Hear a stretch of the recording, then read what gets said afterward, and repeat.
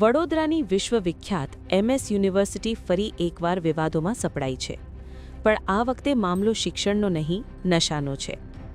સયાજીગંજ પોલીસે યુનિવર્સિટીની boys હોસ્ટેલના MM હોલમાં રેડ પાડતા પોલીસ પણ ચોંકી ઉઠી હતી.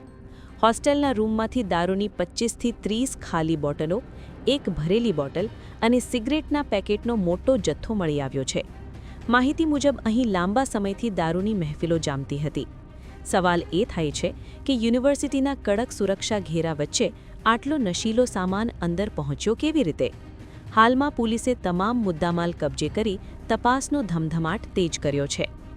તપાસનો વિષય છે, અમારી જાણ બહાર છે. છોકરાઓએ જે પણ કરેલું, અત્યારે ખાલી બોટલનો થેલો આખો મળેલો છે. એક બોટલની અંદર દારૂ પણ હતી. હા, થોડી બચેલી દારૂ પણ મળેલી છે. તપાસનો વિષય છે. તપાસ કરીને જે પણ હશે કાયદેસરની, કોણે કઈ જગ્યાએથી ક્યાંથી દારૂ લઈ અને કોણે પાર્ટી કરી છે કે શું કર્યું છે આ બોટલનું જે પણ હતું એ, અને શા માટે તમે રૂમમાં લઈ આવ્યા છે, તપાસ કરી અને જે પણ હશે કાયદેસરની કાર્યવાહી કરવામાં આવશે.